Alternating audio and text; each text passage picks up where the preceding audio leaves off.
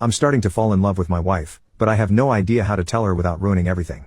So about 4 years ago my 28M wife and partner of 8 years passed away due to complications after the birth, very rare, of our second son.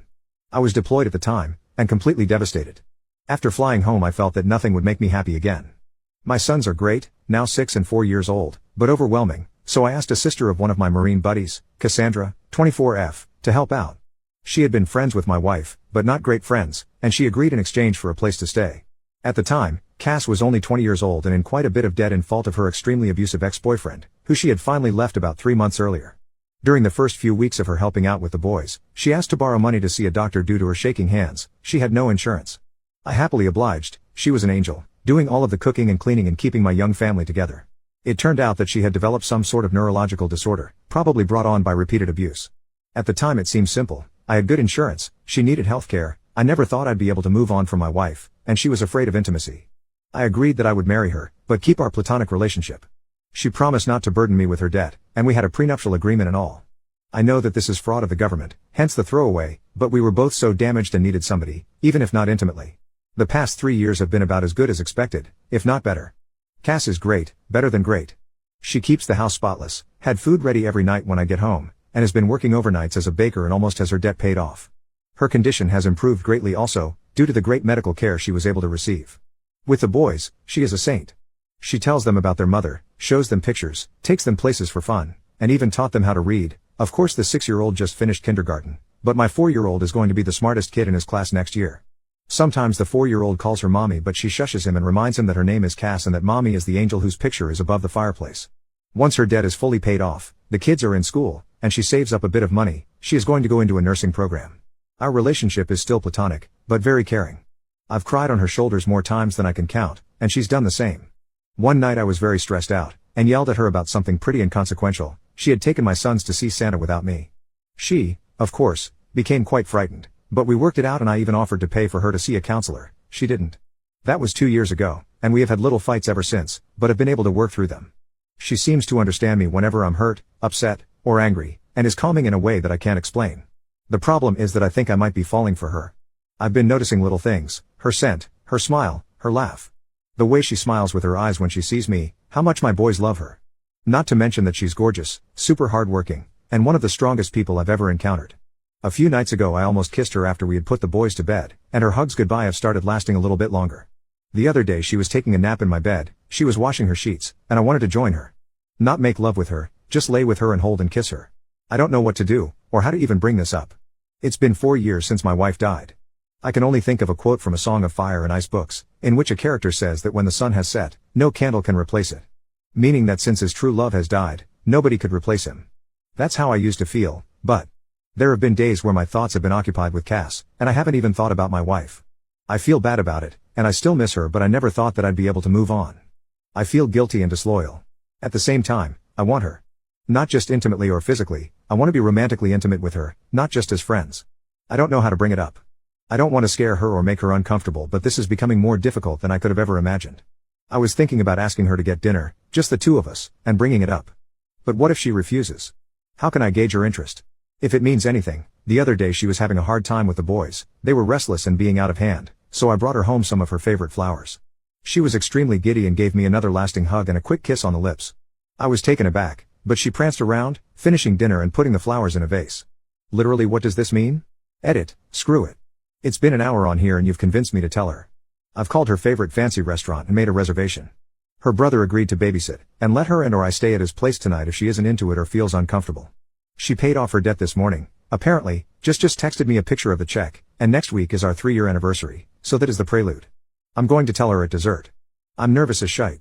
First update, 10 hours later, everything went amazing. Just got home. Love Reddit. I will update tomorrow.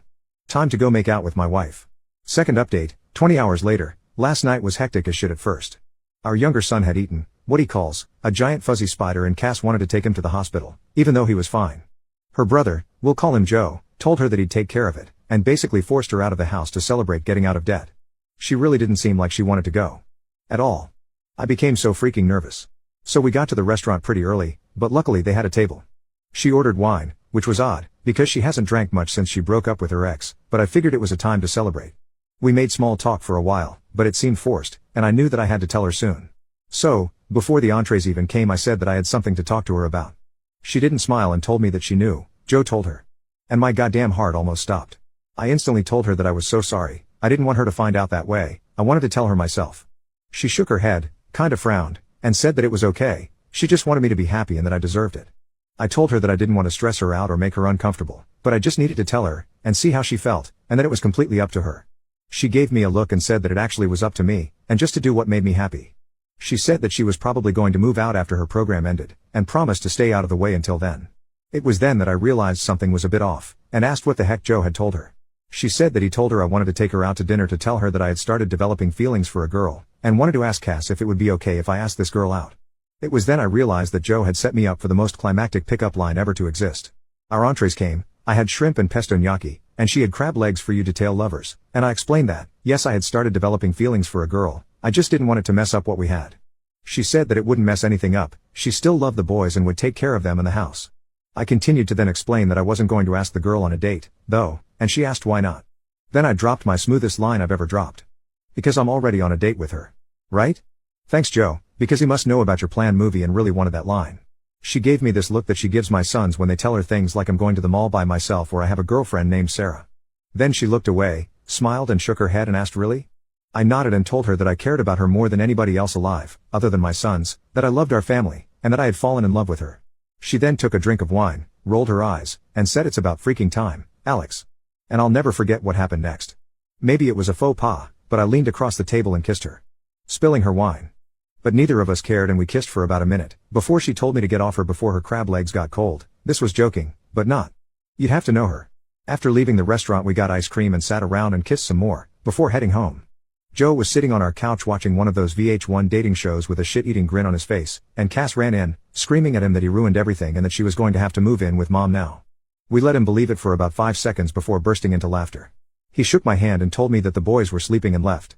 I picked Cass up and kissed her and carried her to my room where we, well, made out for like 2 hours and snuggled the shit out of each other. She isn't ready for anything else, but emphasized yet. I'll give her all the time in the world. At one point the youngest son came in because of a nightmare, and brought his dog, a golden retriever puppy, and claimed that the doggy was scared so we of course, let him in. I woke up early to make everyone breakfast, and am about to go and kiss my wife goodbye, and ask my boss for the second part of the day off so that I can spend more time with her while the boys are at school and preschool. I'm really sorry I haven't replied to everything. I was a little busy, but thank you all for the support. Second update, 2 days later, my wife and I are doing fine. But I'm still unsure how to provide proof. I've lost the receipt for the restaurant and didn't pay with a card, and won't post pictures for obvious reasons, such as years of defrauding the government. But I will deliver and find a way. I promise, as a man of my word. Haven't I always delivered so far? And to those of you who are talking about a second wedding ceremony, we just kissed for the first time 2 nights ago. Overly attached Reddit? Finally, thank you to whoever gave me gold. I spent about $25 last night buying Joe beers. But next time, please use that money for real good. Take a vet to lunch, learn CPR, I don't know. But again, many thanks to you. I promise I'll update again in the future, but don't be angry if it isn't very often. I've been a little busier than normal. Cheers. Third update, about 3 months later. Apparently I can't post this as an update because of some rule. It's fine. I'd advise anybody to look through my past submissions. I don't think I can post them on here, if you are interested in what happened about a month ago. But apparently this is a different issue. Hey everybody. I hope your workday is going well. My day has been crazy. Everything has been going wonderfully lately though. It was somewhat strange at first explaining it to our friends and family, but most of them had already caught on. Including my sons, who act as if nothing has changed. I'm pretty sure that they knew the entire time. Anyways, last night I came home and Cass was out of it. Dinner was burnt, which is no big deal. I can't really cook well or anything, but it's out of character for her, and she was drinking, lightly, only 1 or 2 glasses of wine. I asked her what was wrong. Obviously I was concerned, and she told me that her ex-boyfriend got parole last week. I was flabbergasted, since she should have been able to testify at his parole hearing I believe.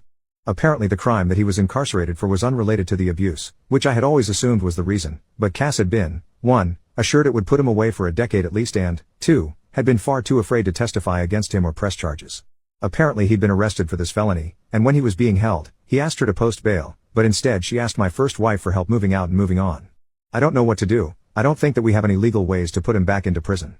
She knows that she should have gone to the police and is guilt-ridden and upset about it now. I know that she's going to be safe, because if he tries to even contact her, I'll take a legal recourse of action to make sure that he doesn't so much as touch her. I've taken off work today, but promise that even when I go back, I'll have my buddies stopping by throughout the day. But I don't know how to make her feel safe. I've contacted my lawyer about filing a restraining order, and he said it shouldn't be too hard, but she's a mess. I just don't know how to make her believe that she's. I doubt this piece of crap will come around, but I know what I'm going to do if he tries. Fourth update, about 1.5 years later. Hey Reddit. I first of all would like to apologize for not keeping you guys updated. I've honestly just been pretty occupied with life lately, and last night I had trouble sleeping. I was just browsing the internet when an article came up about Reddit and I thought, I wonder how those nice people are doing. Then I signed in and realized that a lot of you really care about how my life is going with Cass. The answer is pretty well now. Things got tough for a while when her ex was released from prison last year though. She was so afraid that he'd contact her. Until he did. I remember that night like it was 5 minutes ago. Somebody rang our doorbell and the oldest son answered. He asked for Cass. She told the boys to go upstairs and gave me a look and I knew. But she didn't look scared. The bastard apologized and begged for forgiveness and asked for a second chance. She was so brave. I wanted to unalive him but she told him no and asked him to leave. He did, and he tried to contact her a few more times before we eventually got an order of protection against him. Last I heard he moved upstate to live with his dad, or something. Around this time her brother Joe also got into a really bad car accident and ended up having to move in with us for a while. He's a great guy and one of my best friends, so we didn't mind, but it was a stressful time. About 7 or 8 months ago we finally, consummated our marriage, I guess you can say. The boys are doing great and are really happy. Cass got a pretty good job, although I think she's working too much overtime, and loves it. We're expecting our first child in February and couldn't be more excited. You could say that life is pretty good. I'll be around for another few hours if you guys have any questions. Fifth update, about 2 years later. It's a girl. Technically she was born early March, but I didn't want to make the title it was a girl. Sorry for not updating. It was a pretty rough pregnancy, and Cass has put her foot down about wanting more. I guess 3 is enough, but everything turned out great. Little Therese was 21 inches and 9 pounds at birth, and as bald as I am.